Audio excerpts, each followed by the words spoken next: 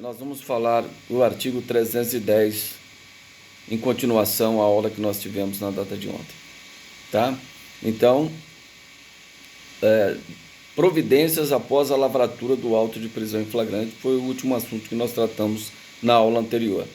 Ou seja, o que o juiz que o delegado, a autoridade policial, deverá fazer após a lavratura do auto de prisão em flagrante. E uma dessas obrigações é remeter esse auto de prisão em flagrante até no prazo de 24 horas do momento que ocorreu a prisão para o juiz competente. Então, se for dia de semana, vai ter um juiz que vai estar aguardando esse auto de prisão em flagrante lá para examinar a legalidade ou não do mesmo, podendo determinar as seguintes providências que nós vamos falar daqui a pouco, tá? Se ocorre esse flagrante em final de semana, ou se ocorre numa sexta-feira depois do expediente, o delegado vai comunicar ao juiz no sábado. Se ocorre o crime no sábado, em flagrante, o delegado vai comunicar ao juiz no domingo, que tem o plantão permanente, que tem um horário de funcionamento em época normal, né? Fora essa exceção que nós tivemos, era das 9 às 13 horas, era o plantão judiciário aqui na comarca de Ribeirão Preto. Então, isso existe em todas as comarcas, né? Tem, por exemplo, a nossa comarca pertence também, aliás, a comarca de Serrana pertence aqui a Ribeirão Preto. Então, se o crime ocorreu lá em Serrana, em Cravinhos, vai ser comunicado o juiz de plantão aqui de Ribeirão Preto. Isso no prazo de até 24 horas da data da prisão, sob pena de caracterizar responsabilidade penal e administrativa da autoridade policial que não cumprir essa determinação do artigo 310 do Código de Processo Penal. Tá certo? Então, o que diz o artigo 310? O juiz, ao receber os autos do inquérito policial, ele deve imediatamente realizar uma audiência de custódia. Conforme eu já havia dito ontem, né, essa custódia não tinha previsão expressa no Código de Processo Penal, antes da lei anticrime, porque ela foi elaborada através de uma resolução do CNJ, né, que tardiamente resolveu respeitar os tratados de direito internacional que o Brasil é signatário. Portanto, instituiu-se a audiência de custódia. E agora ela está prevista no artigo 310 do Código de Processo Penal. Tá?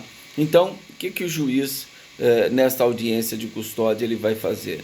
Ele vai analisar se a prisão foi legal, se houve abuso por parte da autoridade, se o réu, se o indiciado, né, o investigado ali sofreu, se ele foi torturado, né, tudo isso é a legalidade e legitimidade da prisão. Não se adentrando ao mérito diretamente da questão, mas muitas hipóteses você vai discutir a ilegalidade da prisão, por exemplo, que o delegado entendeu empreender num fato que é atípico. Então você vai ter que adentrar no mérito na audiência de custódia. Então ela é realizada pelo juiz, o advogado presente na audiência para acompanhar o preso, ou na falta de advogado constituído, o defensor público, que a defensoria também faz parte do plantão, tem um defensor público de plantão aos finais de semana também, um membro do Ministério Público, e o preso. Tá? Então o juiz vai perguntar como que ocorreu a prisão, se ele sofreu algum constrangimento, se ele sofreu ameaça, se ele sofreu tortura, tudo isso será perguntado. E aí abre a palavra ao promotor. O promotor, na visão dele, eu acho que deixa eu iniciar a gravação aqui. Não está iniciado. Está iniciado. Na visão do promotor, ele pode entender que seria o caso de conversão da prisão em flagrante ou prisão preventiva. Ou ele pode entender que é caso de liberdade provisória.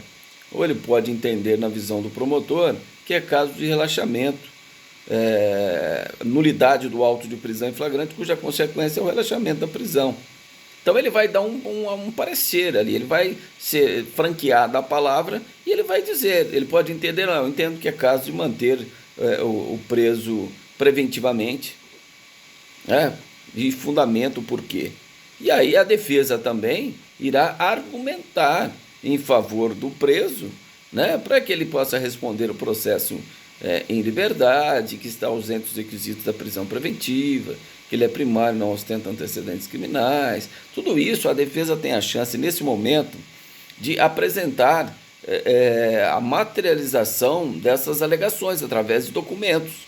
Então, se você tem a prova que ele é um trabalhador, você leva essa prova na audiência de custódia. Se você tem a prova que o sujeito tem um filho deficiente ou filho menor que depende dos cuidados dele, você tem que levar essa prova também na audiência de custódia. Se ele tem residência fixa, você leva essa prova na audiência de custódia. Esse é o momento que você tem para apresentar esses documentos que irão alicerçar a fundamentação na defesa, no sentido de pleitear a liberdade do investigado, do preso que está ali presente na audiência de custódia. Certo? Então, colhida a manifestação do MP, colhida a manifestação da defesa, isso após o juiz fazer uma oitiva do preso. Não é uma para falar se ele é culpado ou inocente, não. O juiz vai analisar detalhes da prisão. O que se discute é a prisão, que a Constituição diz que a prisão ilegal será imediatamente relaxada pela autoridade judiciária competente. Tá? E os tratados de direito internacional dizem que após a prisão, o preso tem o direito, né, de ter-se com o juiz, com a autoridade judiciária competente para analisar a legalidade ou não de sua prisão, de sua detenção. Tá certo? Então, por esse motivo que se realiza, né, a audiência de custódia, mesmo protegendo aí a própria dignidade da pessoa humana em face a arbitrariedades que pode ocorrer durante uma detenção ilegal, arbitrária, assim por diante. Tá certo? Bom, aí agora o juiz vai decidir. O que o juiz vai decidir, então, já que ele colheu a manifestação do Ministério Público e da Defesa? Ele tem que seguir Não, ele vai dar a sua decisão de forma fundamentada. Primeiro, ele pode dizer que há uma nulidade no auto de prisão em flagrante, cuja consequência é o relaxamento da prisão em flagrante. Mas isso não impede também que ele reconheça esta nulidade no auto de prisão em flagrante e converta em prisão e decrete a prisão preventiva, se for assim o Ministério Público o requereu. Tá certo? Então, primeiro, relaxamento da prisão se a mesma for ilegal. Esse é o primeiro passo que o juiz deve decidir, está aí nos dispositivos do artigo 310. Segundo, o que ele pode decidir? Decretar a prisão preventiva se não for possível a substituição da prisão preventiva por medidas cautelares. Então, ele vai converter a prisão em flagrante em prisão preventiva quando não for possível substituir a prisão preventiva pelas medidas cautelares descritas no artigo 319, monitoramento eletrônico, comparecimento mensal em juízo, a própria fiança. Tudo isso são medidas cautelares alternativas à prisão. São várias, são as hipóteses do artigo 319 do Código de Processo Penal. Então, a prisão no direito processual penal, ela é exceção. A regra é a liberdade. Então, somente se decretará a prisão preventiva a alguém em conversão ou decretará de forma autônoma em casos absolutamente excepcionais. Porque a regra é a liberdade, a privação da liberdade é a exceção. Não é? Em se tratando de prisão provisória, prisão cautelar, que é a prisão preventiva. Então, somente diante do periculo mori fumus boniuris que o juiz poderá retirar aquele sujeito da sociedade, tendo em vista que foi preso em flagrante, e converter essa prisão em flagrante em prisão preventiva, quando ele verificar que nenhuma daquelas medidas do artigo 319 do Código de Processo Penal serão suficientes para assegurar um processo tranquilo, a conveniência da instrução criminal de forma serena, que o preso não vai fugir, que ele vai deixar de comparecer a atos do processo. Então, tudo isso o juiz faz de forma fundamentada. Ele não pode fundamentar em aspectos genéricos, né, para todos, só dizer, olha, o crime é grave, motivo pelo qual converto a prisão em flagrante e prisão preventiva. Não, isso não é fundamentação idônea por si só a justificar a custódia cautelar da prisão preventiva. É necessário que o juiz retire elementos concretos de dentro do processo que possam assegurar esta fundamentação concreta, convertendo a prisão em flagrante em prisão preventiva. Porque aí, para decretar a prisão preventiva, primeiro, é necessário que há indícios de autoria e materialidade, e é necessário que seja, para garantir a ordem, artigo 312, do Código de Processo Penal, para garantir a ordem pública, garantir a ordem econômica, pela conveniência da instrução criminal, ou seja necessário para a aplicação da lei penal. Essas são as 4 hipóteses autorizadoras da prisão preventiva. Então, se o juiz verificar que ele não tem condição de cumprir medidas cautelares, ou porque não tem uma fiscalização por parte do Estado, por isso o juiz fica inseguro em decretar medida cautelar alternativa à prisão, ele já converte a prisão em flagrante em prisão preventiva. Mas não deveria ser assim, deveria ser ao contrário. Primeiro o juiz vai lá e analisa todas as hipóteses do 319 e verifica qual dessas é possível substituir, ao invés de eu mandá-lo para a prisão, eu vou monitorá-lo eletronicamente. Ou ele vai ter que comparecer mensalmente em juízo, não pode deixar a comarca. Tá? Tudo isso também, recolhimento domiciliar, até determinado horário você tem que estar em casa. Porque o juiz fica inseguro, isso não vai ter fiscalização. Então é lógico que as audiências de custódia diminuíram a quantidade de pessoas que foram mandadas ao cárcere em sede de prisão preventiva. Mas o juiz tem essa insegurança, porque o Estado não consegue atender e fiscalizar essas medidas cautelares alternativas se o juiz aplicar do artigo 319. Monitoramento eletrônico, por exemplo.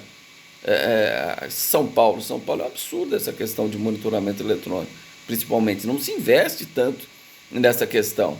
Recolhimento domiciliar, será que a polícia tem condição de verificar se o sujeito está em casa, a não ser um crime de repercussão, após aquele horário? Então, o juiz fica temente a esta omissão do Estado na forma de fiscalização, motivo pelo qual, às vezes, ele prefere decretar a prisão, converter a prisão em flagrante em prisão preventiva.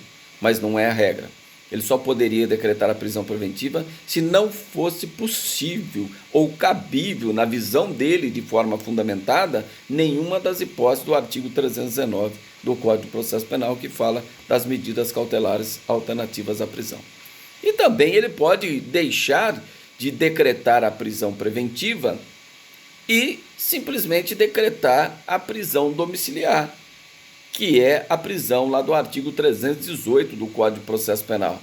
O sujeito tem filho menor, o qual depende diretamente do pai ou da mãe. Lembram lá do tráfico, a decisão do ministro Ricardo Lewandowski, das mães do tráfico de drogas, que tinha necessário para cuidar dos seus filhos? Então, tudo isso aí pode alicerçar uma fundamentação. O sujeito está com a saúde absolutamente debilitada. Isso ficou comprovado nos autos, lá na audiência de custódia. O juiz pode fazer o quê? Ele converte esta prisão preventiva em prisão domiciliar, lá do artigo 318, desde que tenha se feito a prova idônea perante o juiz, a exemplo, na audiência de custódia. Não que isso não pode ser feito num outro momento pelo juiz do processo. O outro juiz do processo pode vir revogar a prisão preventiva e decretar a prisão domiciliar, substituí-la, aliás, pela prisão domiciliar. Mas nesse momento, para você conseguir esse êxito, você tem que preencher os requisitos do 318 e demonstrar de forma idônea, com documentos idôneos, que está caracterizado aquela hipótese de decretação da prisão domiciliar do artigo 318, que, ao meu ver, se preencher os requisitos através de documentos idôneos, trata-se até de um direito subjetivo do preso ver contra si imposta a prisão domiciliar e não a prisão preventiva nos termos do artigo 312. Tá certo?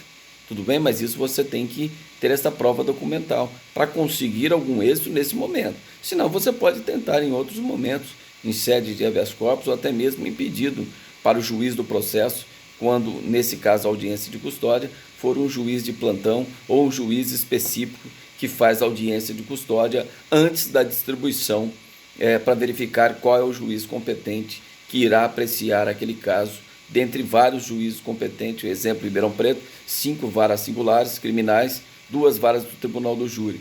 Isso é feito um sorteio que nós chamamos de distribuição, artigo 75 do Código de Processo Penal. Tá? Quando é feita a distribuição para saber qual daqueles juízes igualmente competente irá exercer a jurisdição sobre o caso concreto.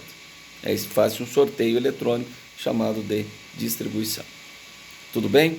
Bom, mas o juiz também pode, se verificar as condições do auto de prisão em flagrante, ele pode conceder a liberdade provisória com ou sem arbitramento de fiança. Está lá no artigo 310 também.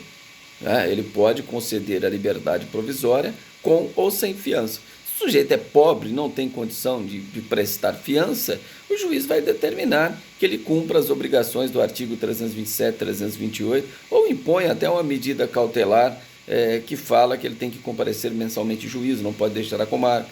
Tá? Ou ele vai impor, na ausência de fiança, as obrigações contidas no artigo 327, 328 do Código de Processo Penal. Certo? Agora, se for o caso de arbitramento de fiança, o juiz irá considerar a gravidade do crime e as condições econômicas do preso, irá conceder a liberdade provisória, mas com o arbitramento de fiança. O sujeito pagando a fiança ou terceiro fazendo em seu favor, ele será colocado em liberdade. Fiança é sinônimo de caução.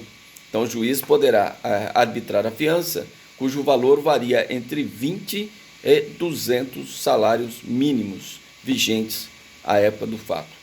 Tá? Então, pode ser concedida a liberdade provisória com ou sem fiança.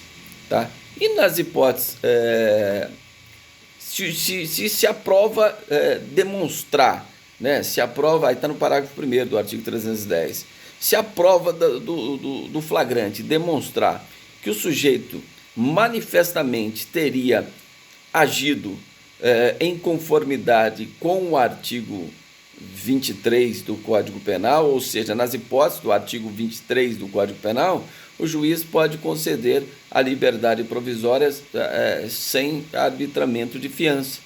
O que é o artigo 23? Quando a prova indicar, isso tem que ser de forma manifesta, né? O juiz se convencer, ter o preso agido amparado por uma das causas excludentes da ilicitude. A legítima defesa, estado de necessidade, estrito cumprimento de um dever legal e exercício regular de um direito. Tá? Então, o juiz, se assim o reconhecer nesta hipótese, ele vai conceder a liberdade provisória.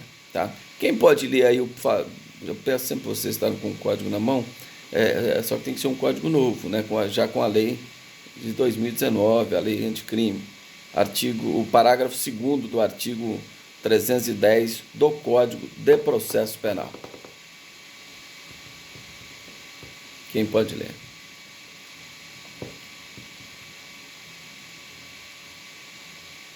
Localizaram aí?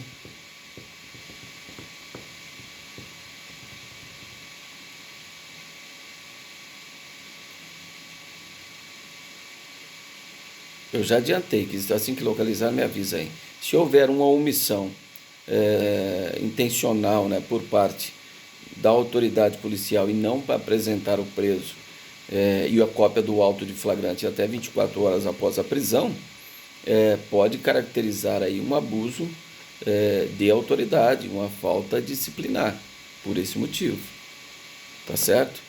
E também o parágrafo 4º, isso no 3º do artigo 310. O parágrafo 4º do artigo 310 diz justamente a questão que, se não realizada a audiência de custódia no prazo de 24 horas, a prisão considerar-se-á ilegal e o sujeito será colocado em liberdade, independentemente da responsabilização do agente que deu causa.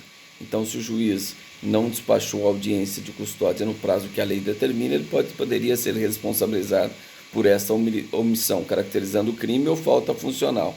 Mas só que esse parágrafo ele está suspenso por decisão do ministro Dias Toffoli também. Parágrafo 4º do artigo 310 do Código de Processo Penal, ele está suspenso por decisão do ministro Luiz Fux, que decidiu também suspender a vigência do artigo 28A e do parágrafo 4º do artigo 310. Por quê? Imagine, nós estamos falando do estado de São Paulo, que tem uma estrutura do Poder Judiciário. Minas, por exemplo, só tem audiência de custódia nas grandes cidades, nos grandes centros. Essas cidades do interior de Minas aqui não tem audiência de custódia. Recentemente eu promovi uma reclamação ao Supremo Tribunal Federal, porque o juiz, meu cliente foi preso em flagrante, não teve audiência de custódia. Eu entrei com a reclamação constitucional no STF, o ministro Barroso deu 24 horas de prazo para o juiz realizar a audiência de custódia. Sabia que ele ia manter o sujeito preso preventivamente, mas ele foi obrigado a realizar a audiência de custódia, conforme a reclamação que eu fiz diretamente ao STF. Então, não são todos os estados que estão aparelhados a realizar a audiência de custódia e nesse prazo exíguo e necessário e justo que a lei determina, que é até 24 horas. Então, o que iria acontecer? Muitos presos, até presos perigosos ou de crimes hediondos, crimes gravíssimos, seriam colocados em liberdade justamente por não ter atingido, extrapolado esse prazo de 24 horas. Certo? Alguém localizou o artigo 310, parágrafo 2º?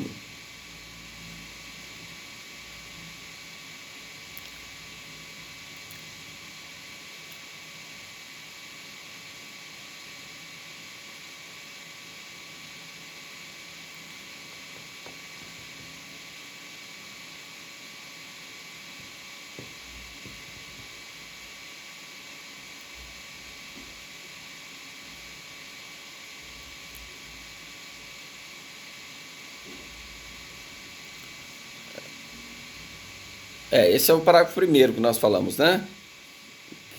Que nós explicamos aí em relação à possibilidade, quando o juiz verificar de acordo com a prova existente, ter o agente agido em legítima defesa, estado de necessidade, exercício regular de um direito ou estrito cumprimento de um dever legal. Tá? Então, isso está disposto aí no artigo 310, cujos parágrafos e parte do artigo 310, aqui a nova lei anticrime, que modificou o artigo 310 e acrescentou os parágrafos no artigo 310 do Código de Processo Penal, a lei de 2019, né? E final de 2019. Tudo bem? Então, o que deve ficar claro aí é que vocês devem notar, e eu já expliquei sobre isso, que a natureza da prisão em flagrante hoje, conforme a maioria da doutrina, entende-se que ela tem uma natureza pré-cautelar, porque a duração dela é exígua de até 24 horas. É o prazo que o juiz tem, o delegado tem para comunicar ao juiz competente. Mas antes não era assim, antes de 2010. O sujeito ficava preso lá respondendo o processo 1 ano. Qual que era a prisão? Ele foi preso em flagrante, continua respondendo o processo preso. Qual que é a natureza da prisão? É em flagrante. Ele recorria, o juiz condenava, não deixava ele recorrer em liberdade, a apelação dele está lá no tribunal já faz 1 ano, ele já está preso então 1 ano e meio. Qual que é o título da prisão dele? Prisão em flagrante. Hoje não existe mais. Hoje a prisão em flagrante ela só dura do momento da prisão até no máximo 24 horas, porque aí ela desaparece. Ou o juiz converte, isso são as hipóteses 310, converte a prisão em flagrante em prisão preventiva, se não for possível aplicar as medidas cautelares do artigo 319 do Código de Processo Penal, ele relaxa imediatamente a prisão, reconhecendo uma nulidade do auto de prisão, o que não impede a decretação da prisão preventiva, se requerida pelo Ministério Público, né? Ou ele concede a liberdade provisória com ou sem arbitramento de fiança, e deverá fazê-lo sem o arbitramento de fiança, quando ele se convencer, de acordo com a circunstância e a prova dos autos, ter o agente agido amparado por uma das causas excludentes da ilicitude.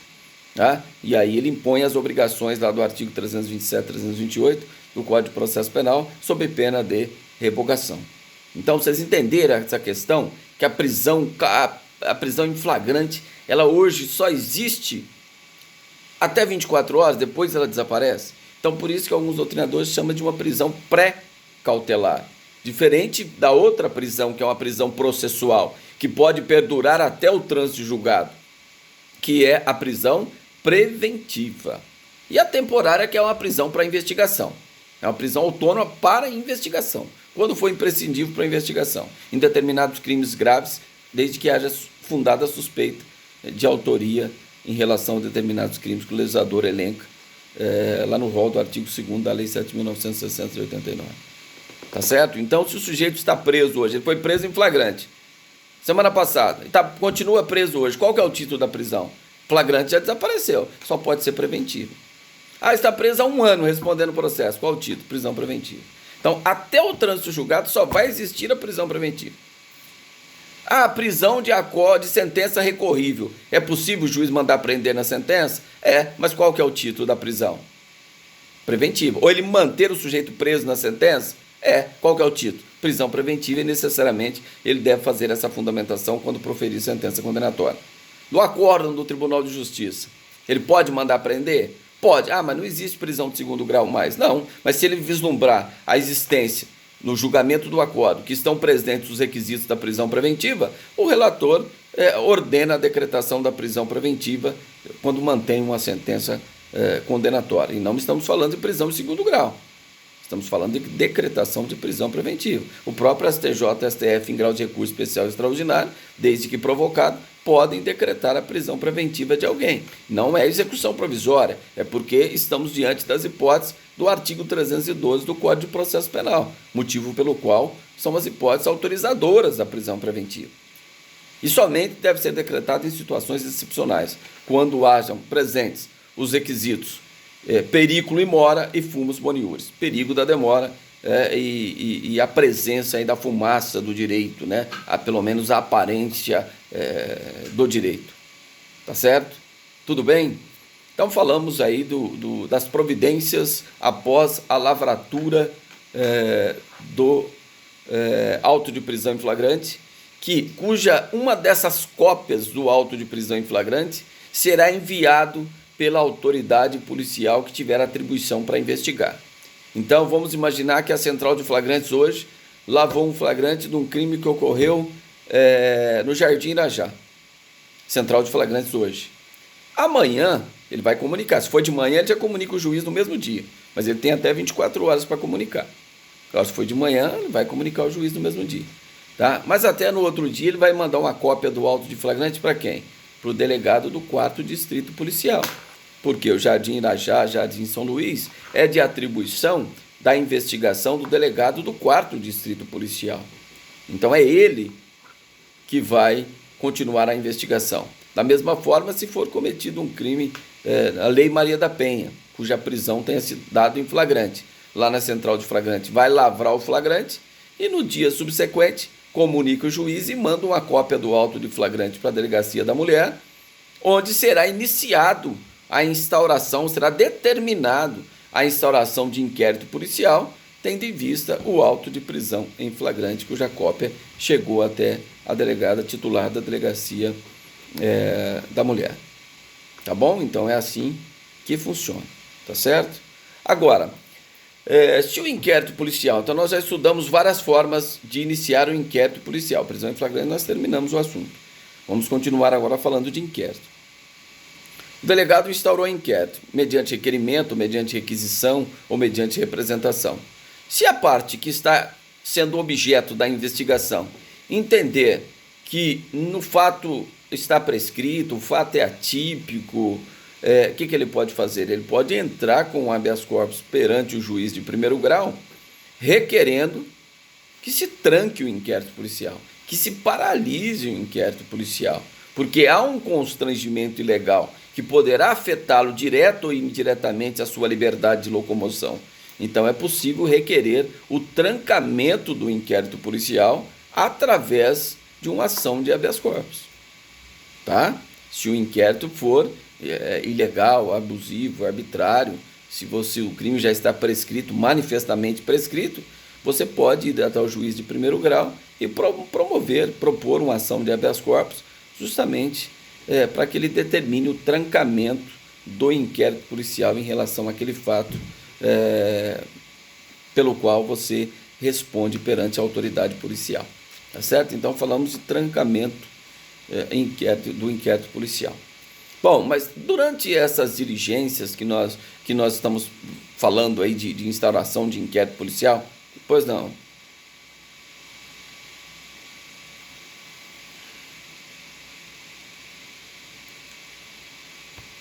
Não se preocupe que isso é assunto de habeas corpus, eu só adianto para vocês entenderem. Vamos imaginar que o delegado instaurou um inquérito de ofício para apurar um homicídio que ocorreu em 1920.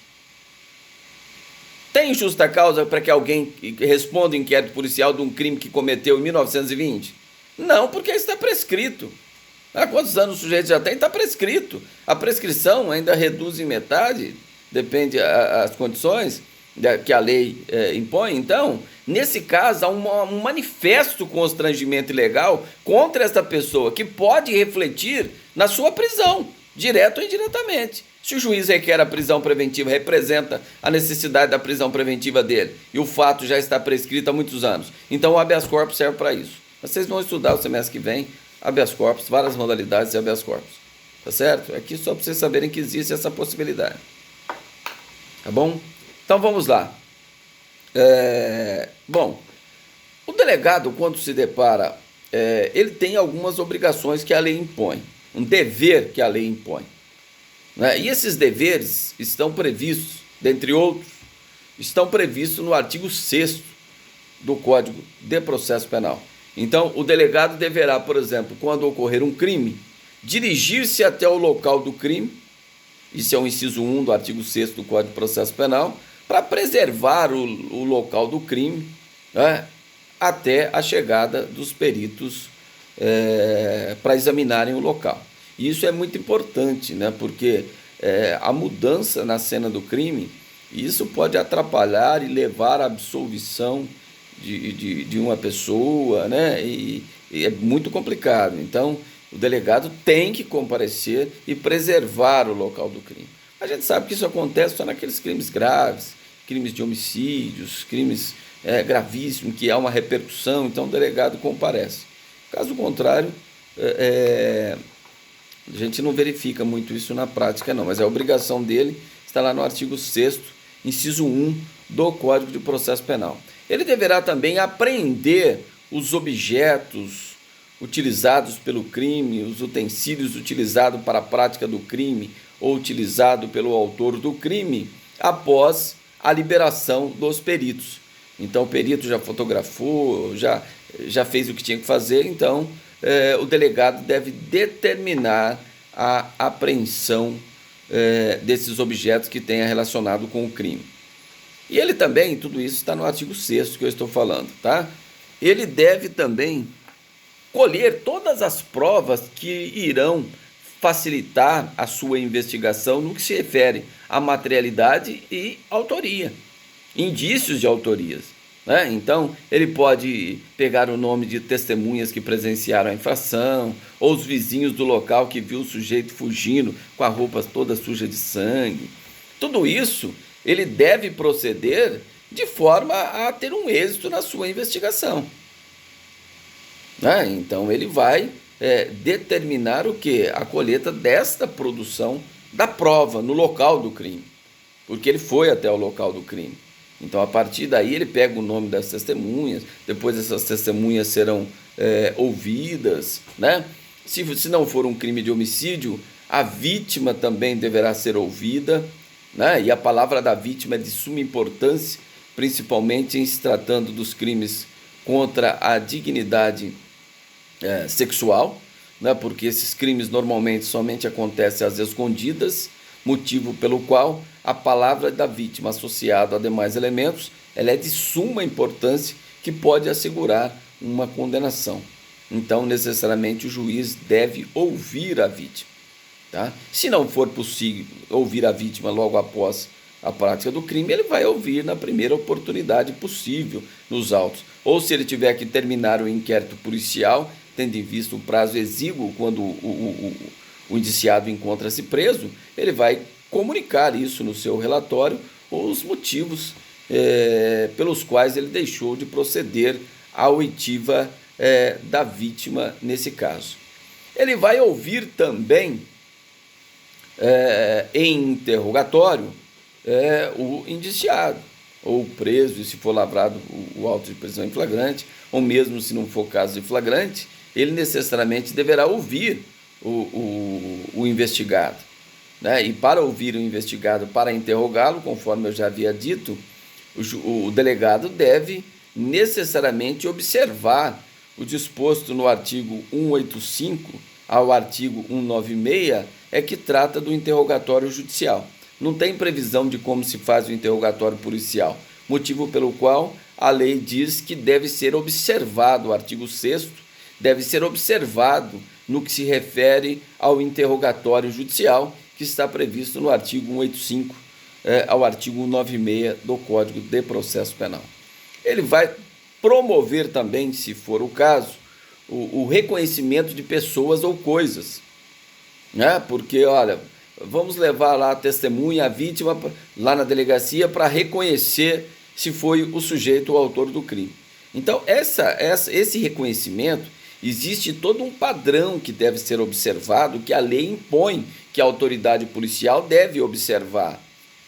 Né? Isso está previsto no artigo 226 ao artigo 228 do Código de Processo Penal, que trata do reconhecimento de pessoas ou coisas. Então, para reconhecer uma pessoa como autor de um crime, na medida do possível, o delegado deve colocar pessoas semelhantes. Né? Então, se foi uma pessoa negra que cometeu o crime, ou uma pessoa branca que cometeu o crime, pele branca, aí o delegado só põe pessoas negras do lado da pessoa branca. É lógico que a pessoa que vai reconhecer, mas não, é aquele lá, só tem ele que de branco. Agora, se for uma pessoa negra, o delegado põe só pessoas brancas do lado da pessoa negra, também não terá nenhuma forma de verificação com eficiência desse reconhecimento. Então, se a pessoa que praticou o crime é de cor negra, vamos pôr pessoas semelhantes. Né? Pessoas semelhantes, porque aí a pessoa vai olhar aquelas 4, 5 pessoas na medida do possível. Né? Pessoas semelhantes. Para isso é o que diz o artigo 226. Tá? Agora, no reconhecimento, quem já foi à audiência assistiu um reconhecimento judicial, não tem forma o reconhecimento judicial. O juiz, o promotor, o advogado acompanha, o réu já vai estar numa salinha lá, com um vidro que ele não enxerga a pessoa que está de fora, a vítima é conduzida, ou a testemunha é conduzida até o local, e vai proceder o reconhecimento na frente do juiz, do advogado e do promotor, como sendo aquele sujeito o autor ou não do crime imputado a ele na denúncia. Mas esse não tem previsão legal em juízo. Mas pode ser feito e deve ser feito quando houver dúvida. Agora, em se tratando de reconhecimento de pessoa ou coisas em sede policial, isso está previsto no artigo 226 ao 228, que deve ser observado pela autoridade policial. Não que isso vai gerar uma nulidade no inquérito, mas é lógico que quem vai acusar, por exemplo, o promotor vai ter problema, porque a defesa vai alegar, não foi observada a regra do artigo 226. Tá? Então o delegado deverá fazer corretamente o que diz a lei. Tá? E ele também poderá promover a reconstituição dos fatos. Então é isso muito importante. Quando há uma contradição, ele pode promover acariações de pontos relevantes, objeto de discórdia. 2 réus, cada um fala uma coisa, um atribui a autoria a outro. Então é possível que se coloque os dois frente a frente e se faça uma acariação para verificar na parte discricionária ali do delegado se algum está falando com a verdade ou não. Então existe essa possibilidade da acariação, qual está falando a verdade, quando há contradição sobre pontos divergentes importantes. Não é, né? Um exemplo doutrinário, o sujeito está acusando de matar o outro durante o jantar. Não se vai se discutir se quais os talheres que estavam sendo utilizados naquele jantar. Né? Isso não é relevante para o deslinde da questão. Tá certo? Mas pode-se proceder, então, à reconstituição dos fatos. Né? Para que a pessoa, o indiciado, o preso, é obrigado a participar da reconstituição? Não. Ninguém é obrigado a fazer prova contra si mesmo. Então, ele não é obrigado a participar da reconstituição. Mas o delegado pode até levá-lo ao local, ele vai até ficar na viatura se estiver preso. Mas ele não é obrigado a participar. Ele não pode ser forçado a participar. Será elencado uma pessoa para representá-lo, de acordo com as versões que existem no inquérito.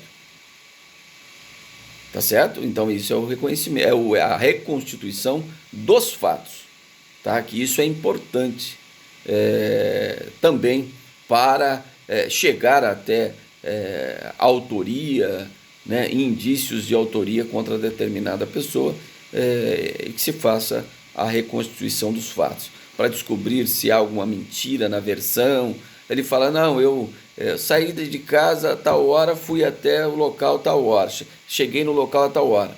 Não, mas para ir até esse local, a reconstituição diz que no mínimo você gastaria 1 hora, e pela versão dele ele gastou 15 minutos.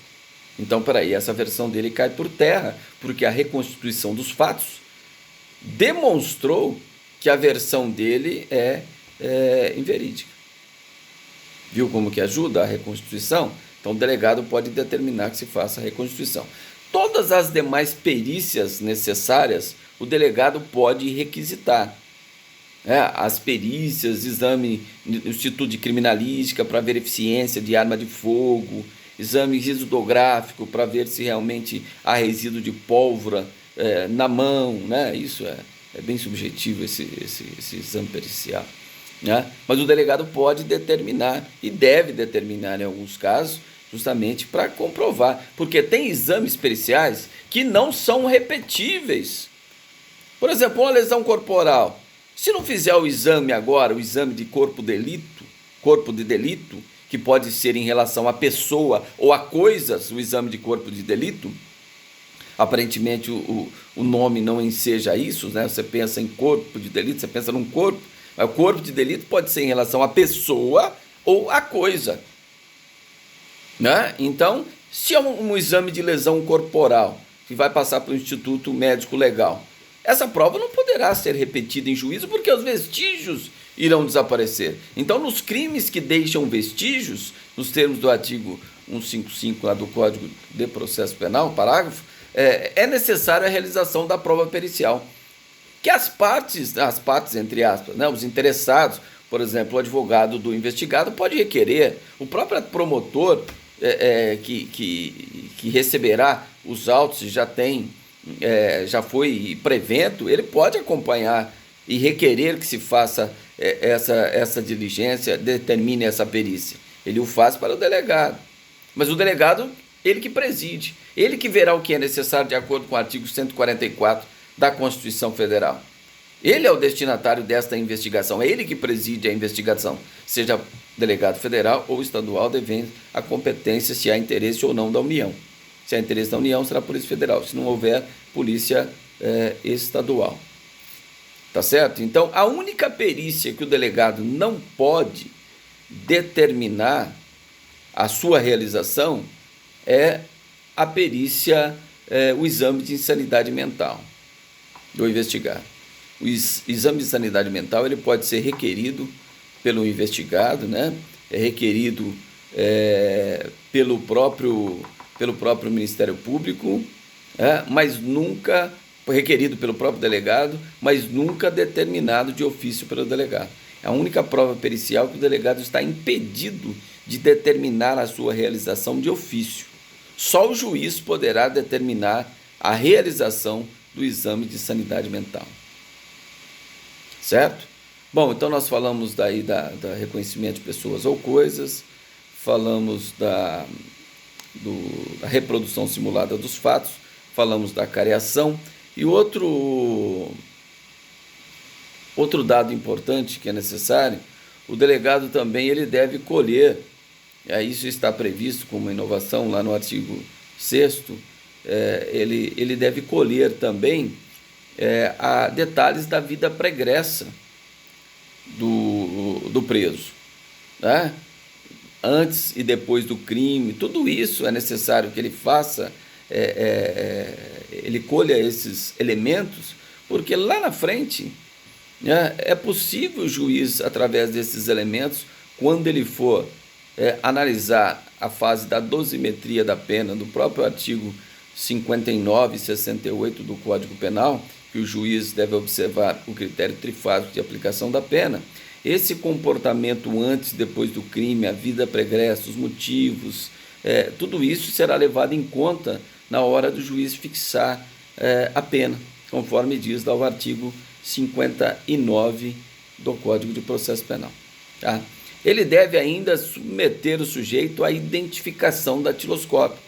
É lógico que tem uma garantia constitucional que diz que ninguém será submetido à identificação criminal se já possui identidade civil. Mas eu já falei para vocês que esse princípio ele não é absoluto, ele é relativo, ele não é absoluto. Porque imagina um crime de estelionato, o sujeito está sendo acusado de ser estelionatário, encontra-se 20, 30 RG lá na casa dele, cartão de banco. Aí como que não vai proceder à identificação datiloscópica? Se ele apresenta uma identidade como sendo dele, como que garante que essa identidade realmente é dele ou é um documento falsificado?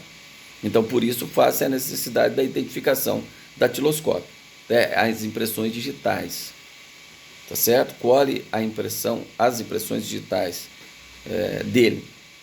Tá? E nos crimes contra a dignidade sexual, hoje até tem o banco genético também, né, que é obrigatório colher o material genético de DNA, justamente para essa questão dos crimes contra a dignidade sexual. E isso, então, esse princípio ele é relativo, ele não é absoluto.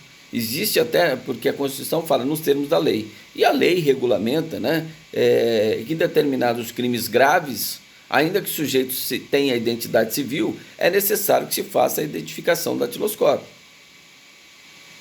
Tá? É necessário que se faça a identificação datiloscópica, por isso que ele é relativo, esse princípio.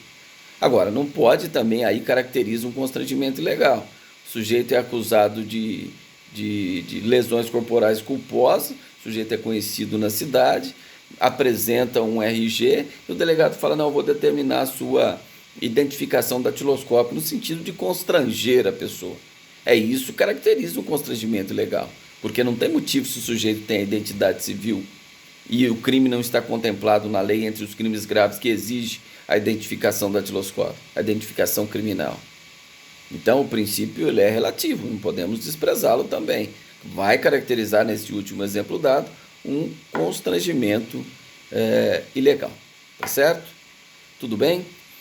E, além disso tudo que nós falamos do artigo 6º do Código de Processo Penal, existem outras obrigações legais, aí não vamos falar elas aqui, mas está estampada no artigo 13º do Código de Processo Penal, que diz que o delegado deve cumprir as diligências ordenadas pelo Poder Judiciário, cumprir mandado de prisão, tudo isso está no artigo 13º do Código de Processo Penal. Cumprir cartas precatórias de outras delegacias, de outro estado, através normalmente das delegacias seccionais de polícia. Tudo isso está então no artigo 13º das demais funções da autoridade policial, além de exclusivamente presidir o inquérito policial, nos termos do artigo 144 da Constituição Federal, e aí depois eu vou trazer aquela divergência, né? Lembram da PEC 37, que não foi aprovada, né? Ela não foi aceita pelo Congresso Nacional, em relação a dizer que competia privativamente só o delegado de polícia à investigação. Então, isso não passou, essa PEC 37, e hoje se discute, né? Ainda não tem uma decisão definitiva do Supremo Tribunal Federal, mas por maioria ainda se discute que o Ministério Público tem legitimidade para promover diretamente a investigação. O artigo 2º, o inciso 2º do artigo 129 da Constituição Federal e inciso 8º, assim assegura o Ministério Público a proceder à investigação criminal diretamente. Então, há essa discussão, se o Ministério Público pode investigar diretamente ou não. A doutrina diverge nesse sentido e os próprios tribunais não têm ainda um consenso absoluto sobre esse assunto. Mas o Supremo Tribunal Federal, por maioria, hoje, entende-se que pode, mas não tem uma decisão definitiva ainda. Mas a Corte, a segunda turma, entende, por exemplo, que pode o Ministério Público fazer uma investigação diretamente e não estaria usurpando a função do delegado de polícia prevista no artigo 144, ou seja, não é inconstitucional esta investigação procedida diretamente pelo Ministério Público, quando ele baixa a portaria e inicia uma investigação criminal, requerendo ao juiz que se decrete busca e apreensão, que se decrete interceptação telefônica, tudo isso através de um procedimento administrativo instaurado pelo Ministério Público. É lógico que ele vai ter a contribuição da autoridade policial, mas ele que vai tomar a frente desta investigação. Certo? Tudo bem? Então há essa discussão que nós não vamos resolver isso em termos doutrinários aqui na data de hoje. Tá certo? E existe também, e aí eu gostaria que vocês fizessem a leitura, o artigo 15º do Código de Processo Penal. Quem lê? Rapidamente, por gentileza. Artigo 15º do Código de Processo Penal. Ao acusado menor ser-lhe-á nomeado curador. É isso?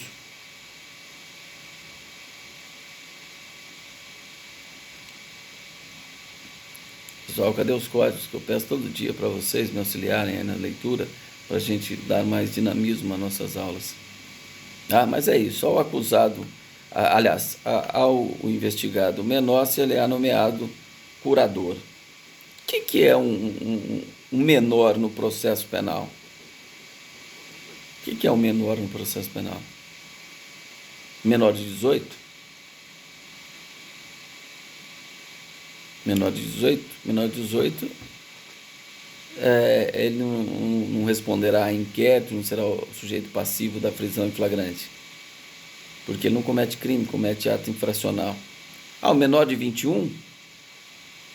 Não, mas o menor de 21, hoje a capacidade civil, 18 anos, a partir de 18 anos, o sujeito, além de ter capacidade penal, ou seja, ele é imputável, e também tem capacidade civil, não precisa de curador. E o que é esse menor, então? O menor, pessoal, esse artigo 15º, ele foi revogado pelo novo Código de Processo Civil, né? Novo Código de Processo Civil, novo Código Civil, podemos falar que não é novo, é de 2002, mas assim falamos, o Código Civil de 2002, ele diz que a capacidade civil adquire aos 18 anos. E tinha aquela questão da relatividade da capacidade, que era o sujeito, tinha 18, mas não tinha 21, era menor de 21. Então, esse menor de 21 e maior de 18, que se exigia um curador especial. Então, esse artigo 15º já não tem aplicabilidade desde a entrada em vigência do Código Civil de 2002. Então, não se tem mais, não se fala essa necessidade de curador, de representante legal a um menor de 21 e maior de 18. Não, 18 anos ele não precisa de representante legal, ele tem plena capacidade civil e é imputável, porque ele responde também por ato tipificado como crime. Tá certo? Então, vocês podem riscar esse artigo 15º. Tá? E outra parte também importante é saber falar sobre o indiciamento. Esse indiciamento, quando o delegado se convence que aquele sujeito realmente teve participação no crime, aí nós falamos, olha, o sujeito vai ser indiciado. É o exato momento que o delegado forma a convicção sobre a autoria ou sobre indícios de autoria que alguém tenha praticado determinado crime. Aí ele será indiciado. O que o delegado vai fazer? Ele vai proceder à investigação, ele vai ouvir o interrogatório dele, ele vai fazer o interrogatório, proceder à identificação. Tudo isso será feito durante esse indiciamento. É o que nós chamamos de formal indiciamento. Vai preencher um questionário, hoje ainda tem né, umas fichinhas que são preenchidas aí na Polícia Estadual, na Polícia Federal não, é diferente, mas na Polícia Estadual colhe também a impressão datiloscópica, esse assim não foi feito ainda, porque o sujeito não foi preso em flagrante. Então tudo isso aí deve ser feito no ato de indiciamento. Então o delegado não forma convicção, né? Porque o delegado só tem a informática delitos. Ele colhe informação sobre o autor do crime e se o crime existiu. Então, se ele se convence que aquele sujeito teve participação ou autoria sobre aquele crime, ele determina o formal indiciamento. Tá? Então, ele o faz, determina, olha, eu vou indiciar o sujeito pela prática de homicídio doloso. Ele pode assim determinar. Chegando lá, o Ministério Público pode entender de forma diferente? Pode, mas o delegado é obrigado a tipificar qual artigo do Código Penal ou